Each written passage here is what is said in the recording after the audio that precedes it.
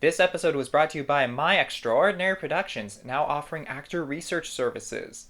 Hi everyone! It's just about time for Halloween, so I thought it would make sense to go over some costume ideas that I think actors should look into, especially if you also happen to be a musician of some sort. Now, I'm going to start really broad and get more and more specific. So my first general suggestion is whatever's in your closet already.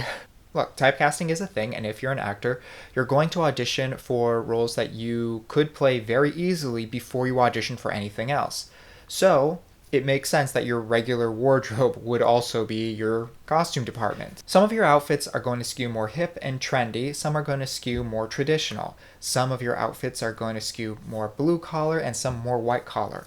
And while we are on the subject of jobs, you may be able to use your work uniforms. If you happen to have a job that requires a uniform like postal worker, firefighter, mechanic, and an audition pops up, you may be able to use your work uniform for the audition.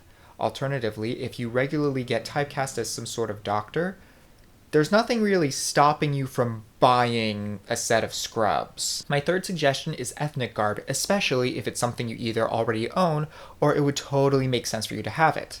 Now, that's the key here. It has to make sense for you to have it. Today especially, we are very concerned about misrepresentation and cultural appropriation.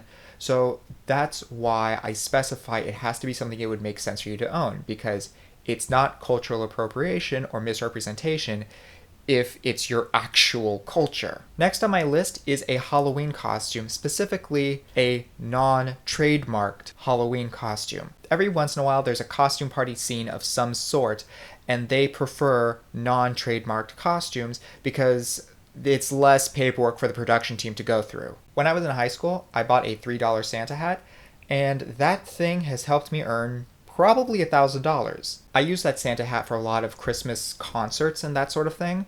And second, when I was in some sort of music video or some sort of TV show or something where it was the Christmas scene, because I had a Santa hat and no one else did, they were able to put me in slightly better spots than I would have gotten otherwise. So those were my broad suggestions for most of you. Here we're going to get a little more specific. So, you may want an all-black uniform, or possibly two. As an actor, you may decide to be a PA once in a while or a stagehand once in a while, and it's kind of the uniform to have backstage blacks.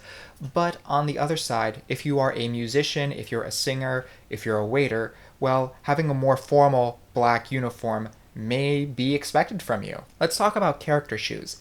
They are more for theater actors than for film and TV actors, but they can be a really good investment, and if you are into musical theater, you may consider getting other dance type shoes as well. Getting more specific now, formal attire. Honestly, most of you are not going to need this, or if you do need this, you need it once in a while, so you can rent a tux or you can borrow a dress or something like that. But if you start noticing that you are consistently invited to certain events, it may make sense to just invest in a piece as opposed to renting it every single time. Honestly, the reason I own a tuxedo is because I was in choir in high school and I had to wear that thing a lot. Now, if you thought formal attire was very specific, Victorian attire is even more specific.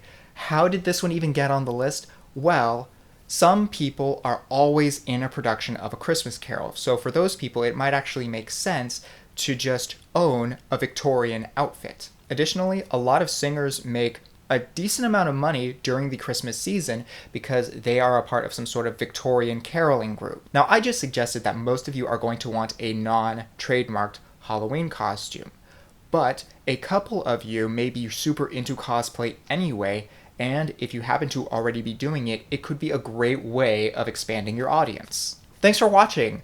Please be sure to like this video, subscribe to the channel. Hopefully this helped one or two of you out. Follow me on social media, leave your comments and questions below, and I will see you all next time.